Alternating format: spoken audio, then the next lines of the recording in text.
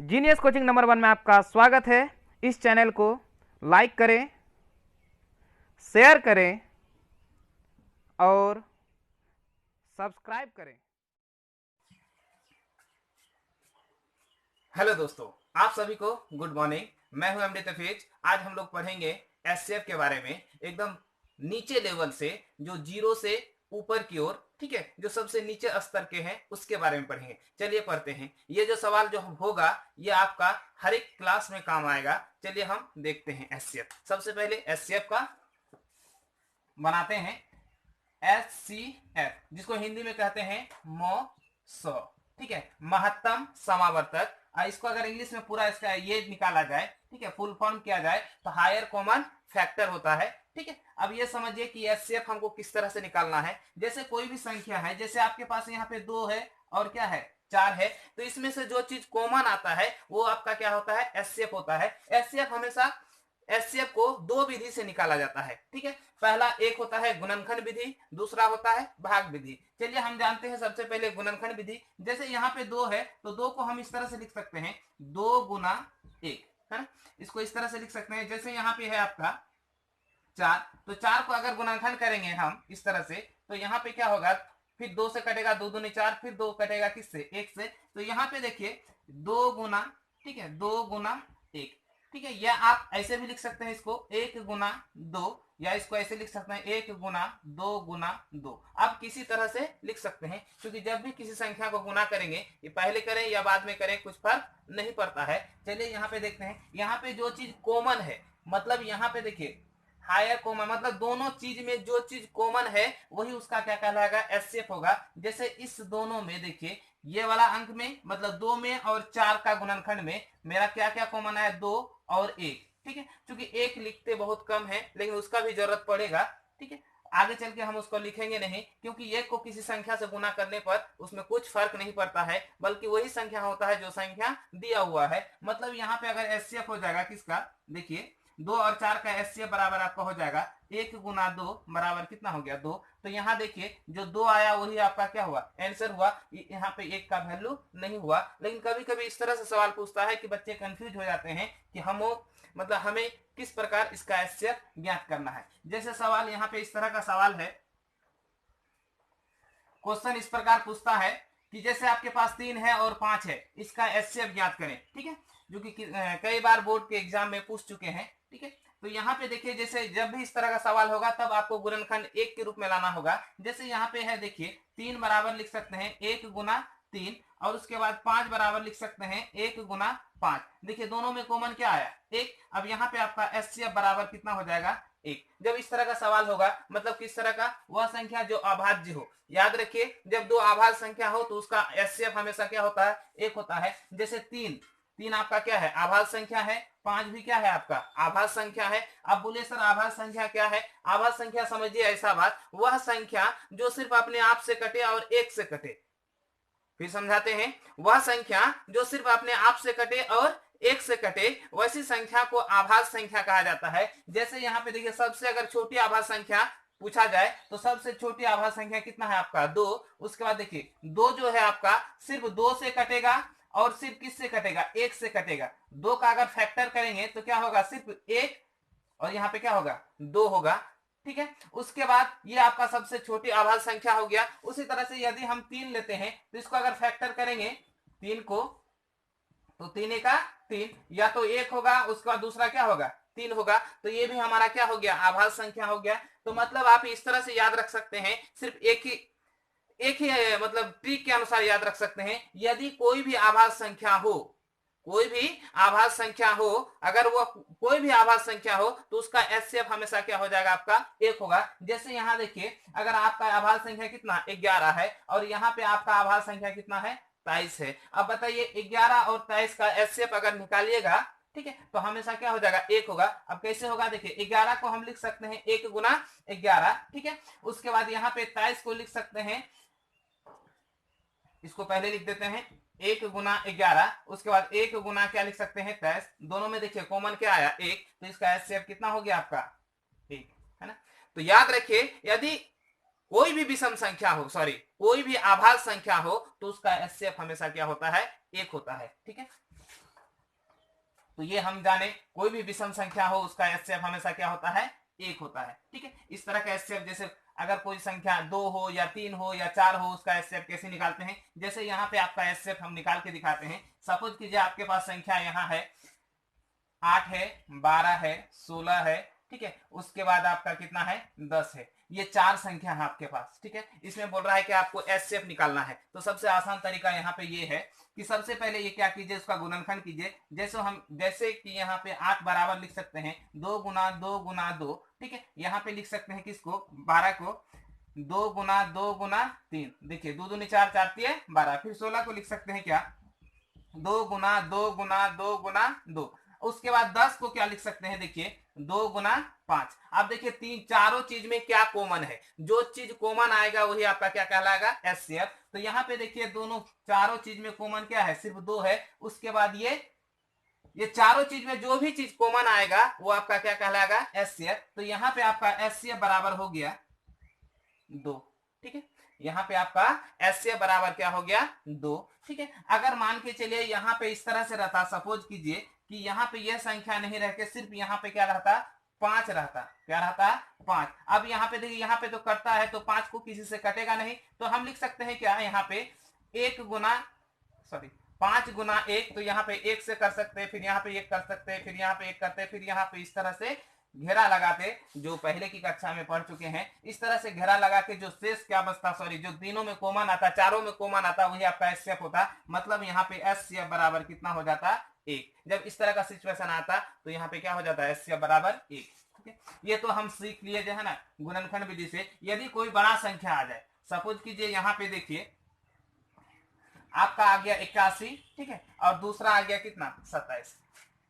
81 और 27। तो सबसे पहले 81 को हम लिखते हैं। 81 को अगर गुणनखंड करेंगे तो 3 गुना 3 गुना 3 गुना 3। ठीक है, 3 तिया 9, 3 तिया 9, 9 9 81। अगर 27 है तो 27 को हम लिख सकते हैं 3 गुना 3 गुना 3। अब देखिए दोनों में क्या क्या सेम है, दोनों में जो सेम है हम क्या कर दिए, घेरा लगा दिए। यहाँ पे 3 चीज क्या है, 3 गो 3 कॉमन है, तो हम यहाँ पे लिख सकते हैं एचसीएफ बराबर क्या हो जाएगा, 3 गुना 3 गुना 3। ठीक है, तो यहाँ पे होगा 3 तिया 9 9 तिया 27। तो इसमें एचसीएफ आपका क्या हो जाएगा, 27। याद रहे यदि कोई संख्या उसके पहाड़ा में है, अगर उसका छोटा रूप वहां पे दिया हुआ है तो जो छोटा रूप होगा वही उसका क्या होगा, एचसीएफ। जैसे 27 का पहाड़ा में कितना आता है, 81 आता है, तो यहाँ पे 27 आपका क्या हो गया, एचसीएफ। उसी तरह से यदि यहाँ पे आपका दिया रहे कितना, 12 और यहाँ पे 4, तो यहाँ पे याद रखिए, देखिए 4 का पहाड़ा में क्या 12 आता है, तो इसका एचसीएफ कितना हो जाएगा, 4। उसी तरह से अगर आपका कितना रहे 15 और 5, ठीक है, तो 5 का पहाड़ा में 15 आता है, तो इसका एचसीएफ, दोनों का एचसीएफ कितना हो जाएगा, 5। मतलब उस तरह का सवाल अगर नीचे उसका एचसीएफ वहां पे क्या हो जाए, उसका संख्या बड़े संख्या का अगर मान के चलिए उसका पहाड़ा में आता है, ठीक है, तो वो उसका क्या हो जाता है, हायर संख्या, वो उसका क्या होता है, जो लोएस्ट संख्या होता है वो उसका एचसीएफ कहलाता है, या एचसीएफ हो ही जाता है। ये तो हम लोग समझ गए क्या, गुणनखंड विधि से। और एक दो सवाल को देखते हैं और समझते हैं। जैसे यहाँ पे है आपका 24, ठीक है, और यहाँ पे आपका 20 है, और यहाँ पे आपका कितना है, 36 है। अब इसका क्या करना है, एचसीएफ निकालना है। चलिए निकालते हैं। सबसे पहले क्या करेंगे, यहाँ पे 24 को लिख सकते हैं 2 गुना 2 गुना 2 गुना 3। यहाँ देखिए 2 दूनी 4, 4 दूनी 8 है 24। यहाँ पे अगर 20 है तो इसको लिख सकते हैं 2 गुना 2, 2 दूनी 4, 4 पंचे 20। उसके बाद यहाँ पे 36 है, 36 को क्या लिख सकते हैं, 2 गुना 2, ठीक है। उसके बाद देखिए 3 गुना 3, 2 दूनी 4, 4 तिया 12, 12 तिया 36। अब देखिए तीनों में कॉमन क्या है, उसको घेरा लगाते हैं ताकि आपका गलती नहीं हो। इस तरह से करने के बाद आपका गलती नहीं के बराबर होती है, तो यहाँ पे आपका हो जाएगा एचसीएफ बराबर आपका क्या हो जाएगा, 2 गुना 2 बराबर कितना हो जाएगा, 4। इसमें एचसीएफ बराबर आपका कितना आ गया, 4। ठीक है, अब हम सीख गए क्या, ये तो एचसीएफ सीखे हम गुणनखंड विधि से, ठीक है। अब सीखते हैं एचसीएफ को भाग विधि से। अगर कोई भी संख्या हो,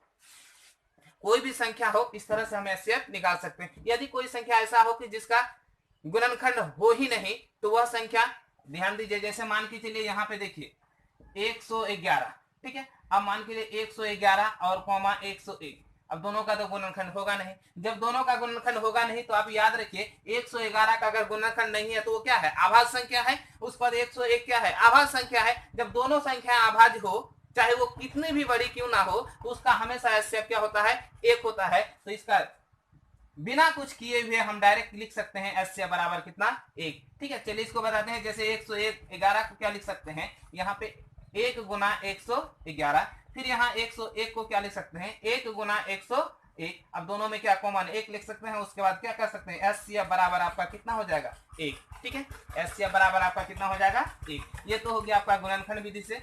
हमने इस कॉन्सेप्ट के माध्यम से यह सीखा कि यदि कोई दो आभाज्य संख्या रहे, चाहे आभाज्य संख्या कितनी ही बड़ी क्यों ना हो, उसका एचसीएफ हमेशा क्या होता है, 1 होता है। ठीक है, और दूसरा कॉन्सेप्ट ये सीखा, यदि कोई दो संख्या है, उसमें जो छोटी संख्या बड़ी संख्या क्या है, पहाड़ा के रूप में है, उसके पहाड़ा के रूप में वो आ जाता है। जो छोटी संख्या होती है वो उसका क्या कहलाता है, एचसीएफ होता है। जैसे हमने क्या कहा, जैसे 20 है, यहाँ पे 5 है, तो 5 का पहाड़ा में 20 आता है, तो ये मेरा सबसे छोटा संख्या क्या है, 5 है, तो यहाँ पे हो जाएगा ये एचसीएफ, ये दोनों संख्या का एचसीएफ हमारा क्या होगा, 5। उसी तरह से यदि आपका 8 है और यहाँ पे कितना है, 4 है, तो 4 का पहाड़ा में 8 आता है, तो एचसीएफ बराबर आपका कितना हो जाएगा, 4। उसी तरह से अगर आपका 24 है, यहाँ पे 6 है, तो 6 का पहाड़ा में 24 आता है, तो इसमें ये दोनों संख्या में एचसीएफ आपका कितना आ जाएगा, 6। ठीक है,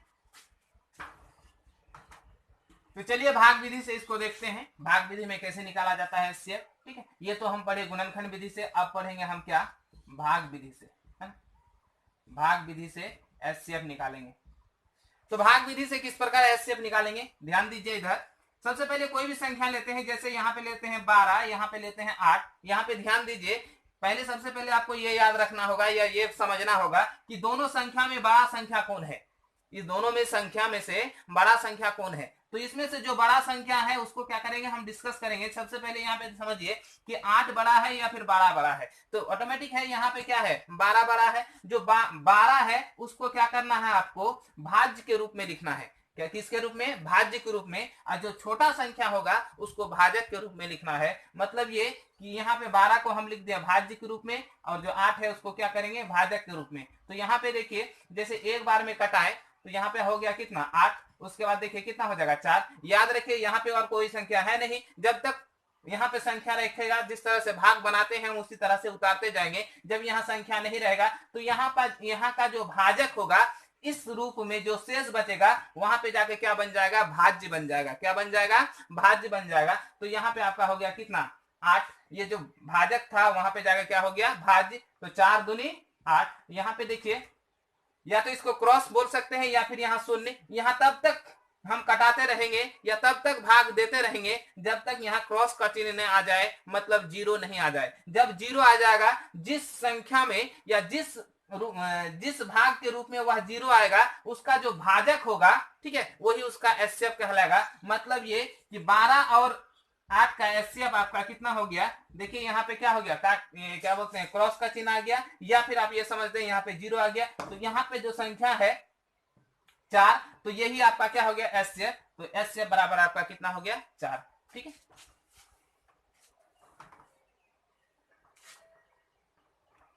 ठीक है। दूसरे सवाल यहाँ पे देखते हैं। यदि आपके पास कितना रहे, 16 रहे, 20 रहे, है ना, उसके बाद इस तरह का संख्या रहे, तो आप यहाँ पे ध्यान दीजिए कि यहाँ पे दोनों संख्या में बड़ा कौन संख्या है। तो ऑटोमेटिक है, इसमें संख्या क्या है, 20 बड़ा है। तो हम क्या लिखेंगे, 20 को भाजक के रूप, सॉरी भाज्य के रूप में लिखेंगे, और जो छोटा संख्या है उसको भाजक के रूप में लिखेंगे। तो 20 हम क्या लिखेंगे, भाज्य के रूप में, और जो छोटा संख्या है उसको क्या लिखेंगे, भाजक के रूप में। चलिए यहाँ पे लिखते हैं। तो यहाँ 16 का 16, ठीक है। अब यहाँ पे बचा कितना, 4। अब यहाँ पे और कुछ तो है नहीं। जब नहीं है तो यहाँ पे यहाँ का जो क्या हो जाएगा, भाजक होगा, यहाँ पे क्या हो जाएगा, भाज्य हो जाएगा। मतलब ये 16 यहाँ पे क्या बन गया, भाज्य। ध्यान दीजिए, 4 चौके 16, है ना। तो ये समाप्त हो गया। तो हमारा जो इसका भाजक है, ठीक है, यही हमारा एचसीएफ हो जाएगा। मतलब 16 और 20 का एचसीएफ कितना हो जाएगा आपका, 16 और 20 का एचसीएफ 4 हो जाएगा। ठीक है, चलिए आप समझ गए। अगर इस तरह का संख्या आपका 3 रहे, कितना संख्या रहे, 3 संख्या रहे, जैसे यहाँ पे देखिए 24 है, 48 है, ठीक है, उसके बाद आपका कितना है, 60 है। इस तरह से संख्या आपका रहे, तो याद रहे जो सबसे छोटी संख्या है उसको क्या मानेंगे, भाजक। उसका जो बड़ी है उसको भाज्य के रूप में प्रयोग करेंगे। जैसे यहाँ पे देखिए 24, 48 और कितना है, 60 है। तो ध्यान दीजिए दोस्तों, यहाँ पे क्या होगा कि यहाँ पे जो 60 है सबसे बड़ी संख्या उसको लेते हैं, इसको किसके साथ 24 के साथ करते हैं, मतलब 24 को भाजक के रूप में प्रयोग करते हैं, 60 को क्या करते हैं भाज्य के रूप में। चलिए यहाँ पे करते हैं, आप ये भी कर सकते हैं 24 लिख सकते हैं, यहाँ 60 की जगह 48 भी हो सकता है, उसमें किसी प्रकार का दिक्कत नहीं है। लेकिन याद रहे इसमें से जो छोटा संख्या है वही आपका क्या होगा भाजक के रूप में कार्य करेगा, बाकी दोनों संख्या क्या हो जाएगा भाज्य के रूप में काम करेगा। ठीक है, चलिए हम करते हैं। तो यहाँ पे होगा क्या, जैसे यहाँ पे देखिए 2 बार में क्या हो जाएगा आपका 48, यहाँ पे देखिए 10 में 8 गया कितना हो जाएगा 2, यहाँ पे कितना हो जाएगा 1, क्योंकि 5 होगा, 5 में 4 गया कितना 1। अब यहाँ पे देखिए कुछ उतरेगा नहीं, जब उतरेगा नहीं तो यहाँ पे क्या हो जाएगा जो भाजक है वो भाज्य के रूप में चल जाएगा, मतलब ये कि यहाँ पे हो जाएगा 24, तो यहाँ 12 दूनी क्या हो जाएगा 24, ये तो कट गया। ठीक है, जब ये कट गया तो हमारा इसमें ये दोनों संख्या में मतलब 24 और 60 में जो सेम है, मतलब सेम कॉमन है, वो क्या है आपका 12 है। तो इस दोनों संख्या में तो 12 निकल गया, जो 12 संख्या है ठीक है उस संख्या को अब क्या करना है 48 से क्या करना है भाग देना है, मतलब 12 को हम लिखेंगे क्या भाजक के रूप में और 48 को किसके भाज्य के रूप में। यहाँ पे देखिए डायरेक्ट 12 चौके 48 आपका क्या हो गया कट गया। जब कट गया तो यहीं पे देखिए जहां पे आपका कट जाएगा पूर्णतः वो उसका जो भाजक होगा वही आपका क्या कहलाएगा एचसीएफ। तो ये तीनों संख्या का एचसीएफ होगा, मतलब 24, 48 और 60 का आपका एचसीएफ होगा कितना हो जाएगा, देखिए एचसीएफ बराबर आपका कितना हो जाएगा 12। तो इसी तरह से अगर 3 संख्या रहे या 4 संख्या रहे इस तरह से आप निकाल सकते हैं। ठीक है,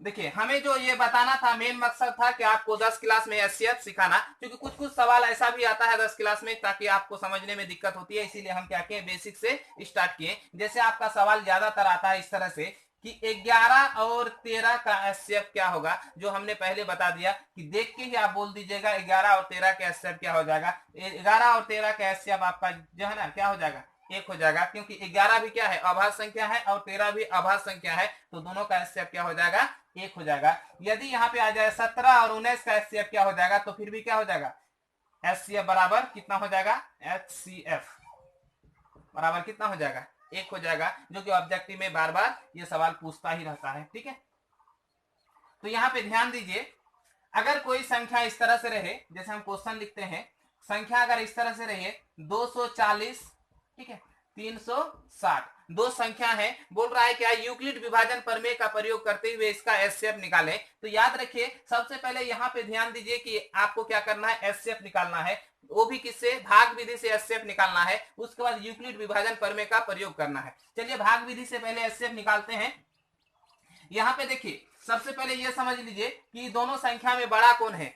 ठीक है, तो उसको हम दर्शाते हैं, जैसे यहाँ पे 240 है और कितना है 360 है, तो इस संख्या में बड़ा कौन है, तो यहाँ पे अगर 240 है और 360 है तो इसमें बड़ा कौन है, तो 300 यहाँ है, यहाँ पे 200 है, तो ऑटोमेटिक 360 क्या है बड़ा है। जब 360 बड़ा है तो हम यहाँ इसको इस तरह से लिख सकते हैं कि 240 छोटा है किससे 360 से, या फिर ऐसे भी लिख सकते हैं 360 बड़ा है किससे 240 से, या फिर इस तरह से लिख सकते हैं सिंबल के माध्यम से 240 ठीक है लेस देन मतलब छोटा है किससे 360 से। ठीक है, याद रखिए जिधर इसको बोलते हैं लेस देन ग्रेटर देन, यदि जिधर खुला हुआ रहेगा, अगर मान के लिए ये इधर खुला हुआ है तो इसको अगर पहले पढ़ेंगे तो ये हमारा क्या हो जाएगा ग्रेटर देन, यदि इसको हम बाद में पढ़ेंगे ठीक है तो जिस तरह से यहाँ पे इसको पहले पढ़ेंगे जैसे 240 लेस देन, क्योंकि इसको पहले पढ़े इधर से पढ़े इसीलिए क्या हो जाएगा लेस देन। यदि हम ये संख्या इधर रहता ये संख्या इधर रहता, तो हम अगर इस तरह से रहता 360 ठीक है 240, तो हम इसको इस तरह से पढ़ते 360 ग्रेटर देन 240, मतलब ये हुआ कि 360 जो है 240 से क्या है बड़ा है, इसका मतलब ये हुआ 240 जो है 360 से क्या है छोटा है। ठीक है, तो घुमा फिरा के एक ही बात हुआ। ठीक है, तो कोई भी आप ऐसे भी लिख सकते हैं या फिर जो अभी मिटाए उस तरह से भी आप लिख सकते हैं। तो सबसे पहले इसको भाग विधि से हम क्या करते हैं एचसीएफ निकालते हैं। तो यहाँ पे देखिए जो बड़ा है उसको भाज्य के रूप में प्रयोग करेंगे, मतलब 360 को हम क्या करेंगे भाज्य के रूप में प्रयोग करेंगे किससे 240 से। यहाँ पे देखिए एक बार में कट जाएगा 240, तो यहाँ पे 0 हो जाएगा, यहाँ पे कितना हो जाएगा 2, यहाँ पे 1। अब यहाँ पे देखिए ठीक है यहाँ पे हो जाएगा 240, अब देखिए 12 दूनी 24, तो यहाँ पे कट गया। ठीक है, जब कट गया जहां पे कट जाता है पूर्णतः उसका जो भाजक होता है वही क्या कहलाता है एचसीएफ। तो यहाँ पे आपको लिखना क्या है यूक्लिड विभाजन प्रमेय से। ठीक है, यूक्लिड यूक्लिड विभाजन प्रमेय से। देखिए यूक्लिड विभाजन प्रमेय से करना क्या है, फिर एक बार बता देते हैं। यूक्लिड विभाजन प्रमेय का नियम यही है कि भाज्य बराबर होता है भाजक गुना भागफल प्लस शेष। मतलब आपको इस रूप में लिखना है कि भाज्य बराबर, है ना, भाज्य बराबर भाजक गुना भागफल प्लस क्या होता है, शेष। इस रूप में लिखना है। तो यहाँ पे देखिए भाजक आपका क्या है, 360 है। चलिए उस रूप में लिखते हैं। तो यहाँ पे आपका हो जाएगा क्या, 360 बराबर लिख सकते हैं। यहाँ पे देखिए ये आपका भाजक हुआ, ये क्या हुआ, भागफल। मतलब 240 गुना कितना, 1 प्लस कितना बचा, 120। ठीक है। अब यहाँ पे देखिए दूसरा स्टेप में आपका क्या हो गया, 240 क्या हो गया, भाज्य हो गया। तो 240 बराबर हम लिख सकते हैं, क्या लिख सकते हैं, यहाँ पे ध्यान दीजिए, 120 गुना कितना, 2। तो 120 गुना कितना, 2 प्लस क्या, 0। जब 0 आ जाए उससे पहले जो भाजक होता है वही क्या कहलाता है, एचसीएफ। तो आपका एचसीएफ बराबर आपका कितना हो गया, 120। ठीक है। हमें उम्मीद है आपको समझते होंगे आप। ठीक है। यदि आपको समझने में दिक्कत है तो आप नीचे कमेंट्स में अपना समस्या लिख सकते हैं, कोशिश करेंगे उसको रिप्लाई करने की। ठीक है। चलिए अगला सवाल की ओर बढ़ते हैं। अगर सवाल इस तरह से रहे, 865 कॉमा, है ना, 865 430। ठीक है। अब यहाँ पे अगर बड़ा सवाल रहे इस तरह से, तो फिर भी हमको क्या करना है, यहाँ पे ध्यान दीजिए, ये 800 है, ये क्या है, 400 है। तो यहाँ पे 800 है, 400, यहाँ पे पता ही चलता है कि 800 बड़ा है, 400 क्या है, छोटा है। तो यहाँ पे भी लिख सकते हैं 865 ग्रेटर देन 430। फिर इसको क्या करना है, इसका जो है ना मौसा निकालना है, मतलब एचसीएफ निकालना है, भाग विधि से निकालते हैं। उसके बाद यूक्लिड विभाजन प्रमेय से उसको क्या करना है, सजाना है। चलिए हम करते हैं। तो यहाँ पे आपका हो जाएगा क्या, 865, है ना, यहाँ पे हो जाएगा कितना, 430। ठीक है। यहाँ पे देखिए 2 बार में आपका कितना हो जाएगा, 430 है।